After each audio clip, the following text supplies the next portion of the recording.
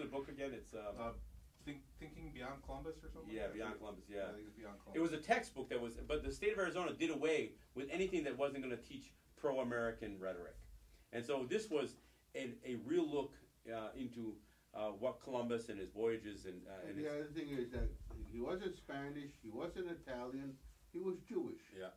And the thing is that he didn't discover this land here. The thing is, Columbus knew this land was already here because so many others had been here. There was trade going on with people from the Americas, all the way to Africa, to Asia, this trade was going on way before Columbus existed. And Columbus had maps. He knew where he was, exactly where he was going. And so he was coming to see for himself and to see what they could get out of it. And he came with the intention already is that the people that he's going to meet here, they don't matter because according to the doctrine of discovery, which was being implemented on people before Columbus came over here, it was going to be implemented on the people here too, to say that the people here had no right to sovereignty, they had no right to anything, that they should just be treated as part of the wildlife. The same thing as the United States and Canada do today with Native people, is that the Bureau of Indian Affairs and the Department of the Interior. In Canada, it's the Department of Indian Affairs and Mines and Resources. So it hasn't changed. Well, and I think you bring up a good point.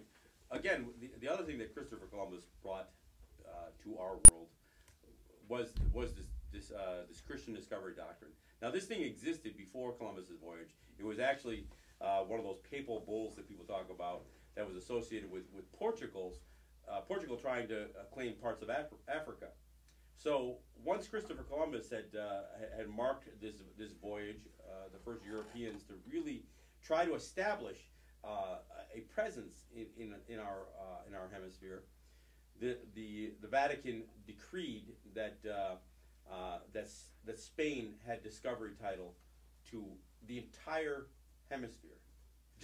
And the thing is, Columbus never even made it past the island. He never even made it to the mainland, and yet through the discovery doctrine, the Pope, the Vatican, had basically said that because of Christopher Columbus's voyage, that Spain could claim discovery title to the entire hemisphere. Look, we got to take a break, and I don't want to belabor too much on Christopher Columbus, but I don't know, maybe we'll have a few closing thoughts on him as we wrap up in the next segment. Again, this is John Kane, and this is Let's Talk Native. All right, thanks for coming back. Before we get back into it, there is a very important announcement that I understand, Ross, you have something that you have to get done. I definitely have to say this.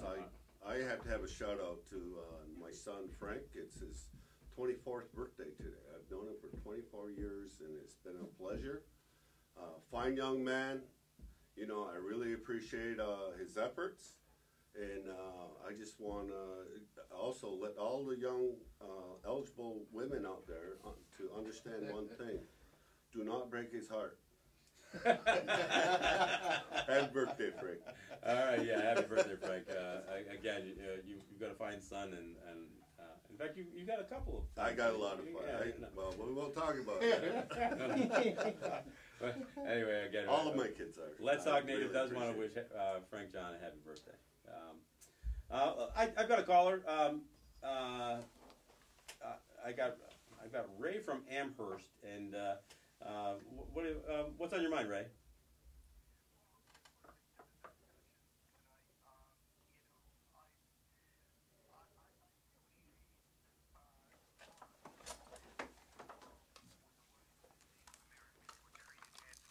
Specifically by the Spanish. If you go back and look at the Spanish conquistadors and what they did to the Native Americans, they brutalized them in the name of Christianity.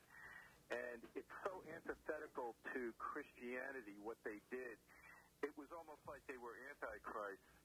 If you look at the history of the way they treated the Native Americans, they put them in slavery, they exploited them, they brutalized them, all in the name of a religion that's supposed to honor God. And it's the biggest hypocrisy taught in the American schools I'm hoping, and I don't know, I'm near 60 years old, but I'm hoping that the young people are being taught the truth these days about the history of Western civilization and what happened to the Native Americans. And being that Columbus Day is coming up, just as a reflection, I say to myself, thank God that the Haudenosaunee are still here and they're still fighting for their rights. And I lived off the Lame Deer Indian Reservation for 1 year in Montana, and I had a chance to interact with Cheyenne and Crow.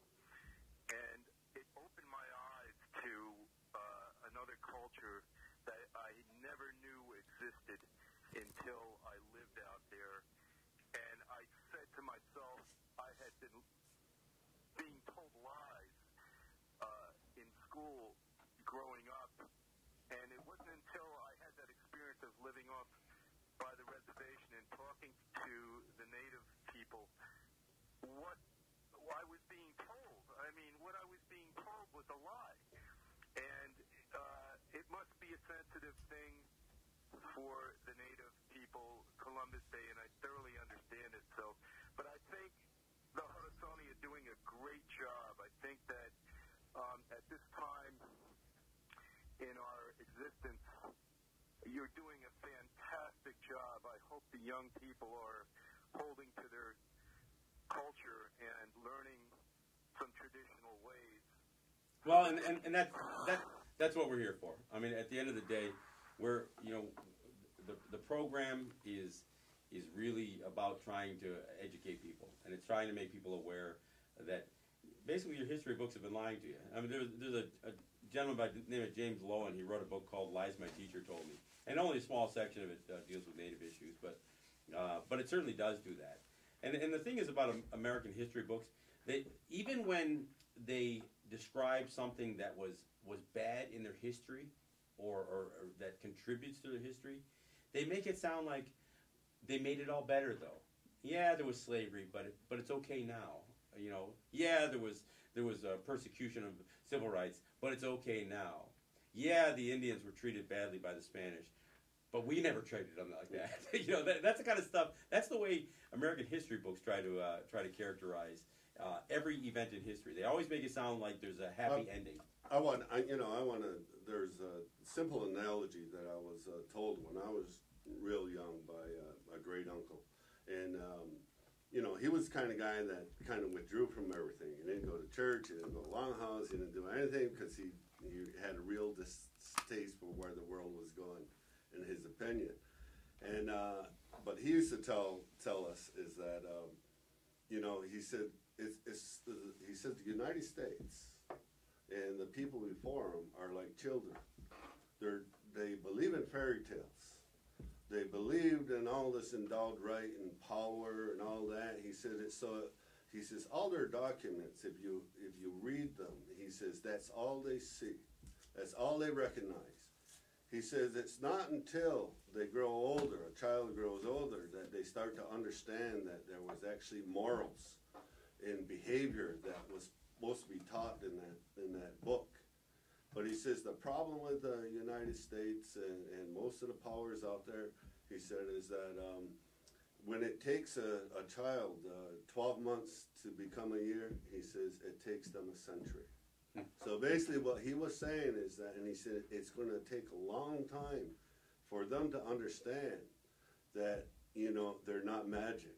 There's not fairies. There's not endowed rights. There's not all these elements in their constitution and their laws and all those kinds of things that empower them, and that there's a larger story that. Well, and they can't believe that God blessed America.